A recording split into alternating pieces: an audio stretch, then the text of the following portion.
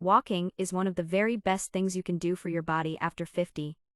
Doctors recommend it for heart health, for brain health, for blood sugar control, even for living longer. But here's a truth that surprises almost everyone.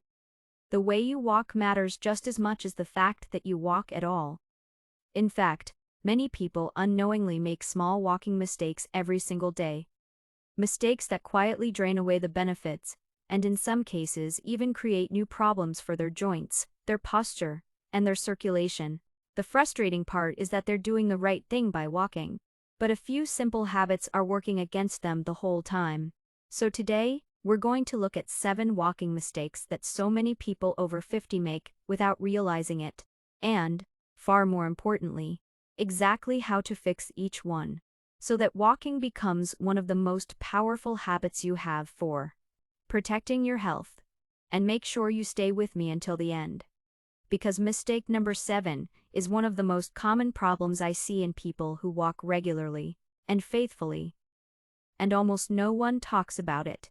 I'm Dr. Julia Alves, and on this channel, I explain the science of your body in a way that actually makes sense in everyday life. Let's get into it. First, let me explain why walking matters even more after 50, because once you understand this, every fix that follows will make complete sense.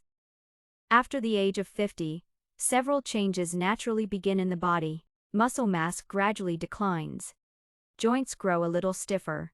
Metabolism slows, and blood circulation can become less efficient than it once was. These changes are a normal part of aging, but here's the encouraging part. Physical activity can slow many of them down dramatically.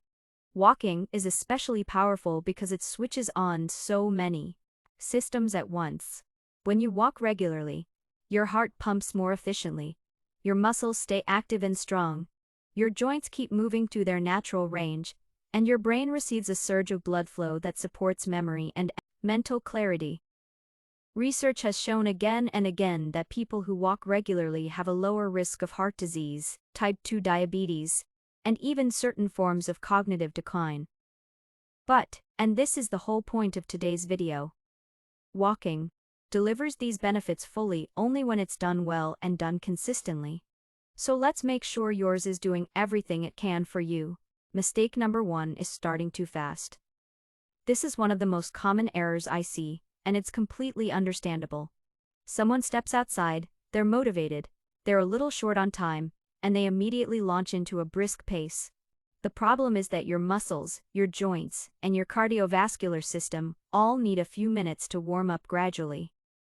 When you jump straight into a fast pace, your body experiences a small shock. Your muscles are still cold and stiff. Your joints haven't yet been lubricated by movement, and that lubrication only happens once you start moving gently. Meanwhile, your heart rate climbs faster than it really needs to. Over the months and years, that habit can raise your risk of muscle strains, nagging joint discomfort, and early fatigue that makes you want to cut the walk short. The fix is beautifully simple. For the first 3 to 5 minutes, walk at a slow, comfortable, almost lazy pace. Let your muscles warm naturally, and let your joints wake up. Then, and only then, gradually pick up your speed. Think of those first few minutes not as wasted time, but as the most important part of the walk, the part that protects everything else. Mistake number 2 is poor walking posture. You've surely seen it. People walking with their shoulders slumped forward, their head jutting ahead of their body, their eyes fixed on the ground a few steps in front of them. It looks harmless. It isn't. When your head drifts forward, the muscles of your neck and upper back have to work far harder to hold up its weight, and the human head is heavy. Over time, that constant strain becomes neck pain and tight, aching shoulders. But there's a second, quieter problem most people never connect to posture: your breathing. When your chest collapses forward, your lungs simply cannot expand fully. That means less oxygen reaching your blood with every step. And less oxygen means less energy, so your walk tires you out faster and gives you less in return. The fix is one of my favorite mental images. As you walk, imagine a gentle string attached to the very top of your head, lightly pulling you upward toward the sky. Let your shoulders relax and settle slightly back. Let your arms swing easily at your sides. And lift your gaze to the horizon instead of the pavement. Instantly, your lungs can open, your spine lengthens, and your whole body moves more efficiently. It costs you nothing, and you'll feel the difference within a single walk. Mistake number 3 is wearing the wrong shoes. Shoes might seem like a minor detail, but they can transform, or sabotage, your entire walking experience. As we get older, the natural cushioning within our joints becomes more precious, which makes the cushioning under our feet matter more, not less. Yet so many people keep wearing old, worn-out shoes that long ago stopped providing real support. Others pick shoes purely for how they look, with no thought to comfort or stability. The trouble is that walking in the wrong shoes sends extra pressure straight up into your knees, your hips, and your lower back. And over time that can turn into pain or inflammation in places that have nothing to do with your feet. A good walking shoe should give you 3 things. First, enough cushioning to absorb the impact of each step. Second, good arch support to keep your foot properly aligned. And third, a sole flexible enough to allow your foot to move naturally as it rolls through each stride. And please, replace your walking shoes regularly. The cushioning breaks down long before the shoe looks worn out.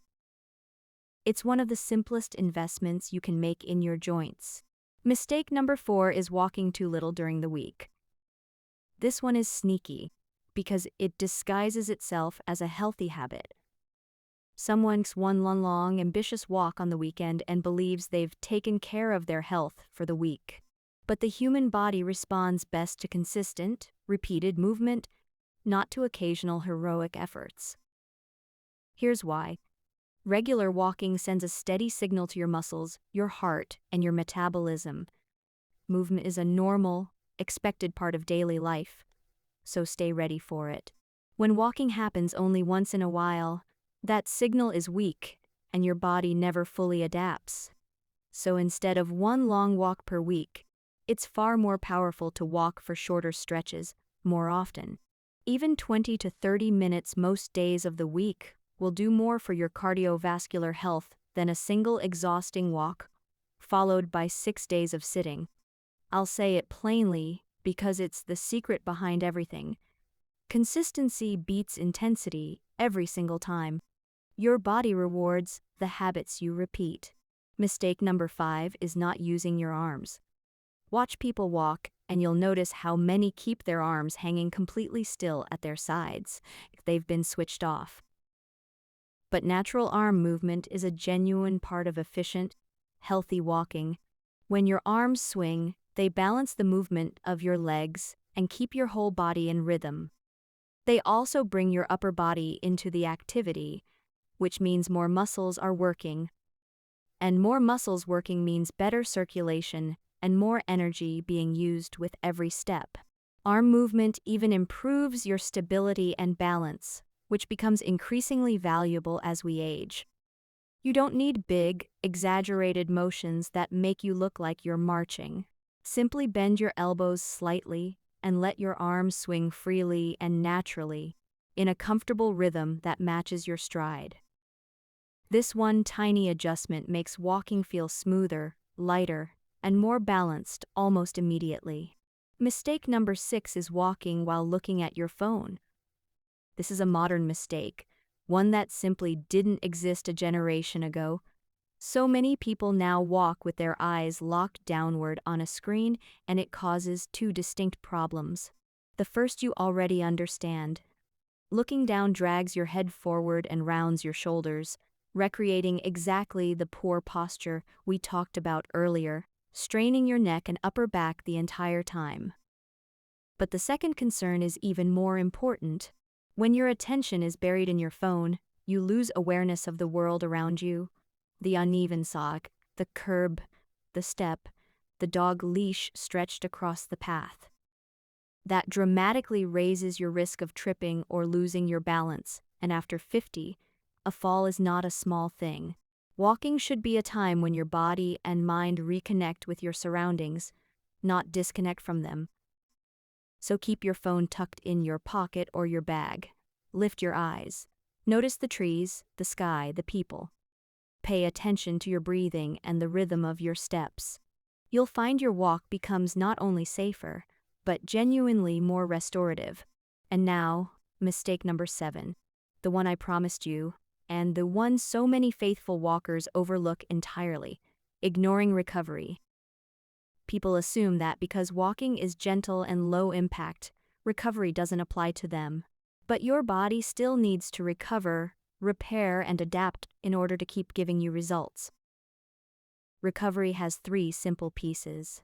First, hydration. Your muscles need water to function and to repair themselves, and even mild dehydration leaves you tired and stiff, so drink water before and after your walk. Second, gentle stretching afterward, while your muscles are still warm, which helps preserve flexibility and reduces the stiffness that so often creeps in after 50. And third, the occasional rest day, which gives your body the time it needs to adapt and come back stronger. The real shift here is in how you think about walking. Don't picture it as one isolated activity. Picture it as part of a complete routine, where movement, hydration, and rest all work together to protect your health for the long run. That's how walking goes from being merely good for you, genuinely transformative. So, with all of that said, why is walking still one of the very best exercises you can choose, especially after 50? Because even accounting for all these mistakes, walking remains one of the safest and most effective forms available to any of us. It requires no expensive equipment. It can be done almost anywhere, in almost any weather, at almost any age, and it quietly supports your heart, your muscles, your brain, and your metabolism all at the same time. The secret is simply to walk with a little awareness.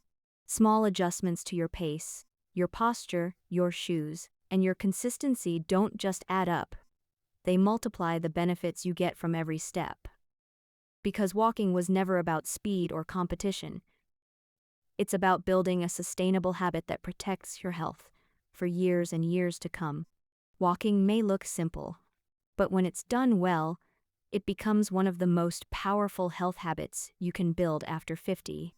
One gentle reminder before we finish: if you ever notice pain, dizziness, chest discomfort, or unusual shortness of breath while walking, don't push through it.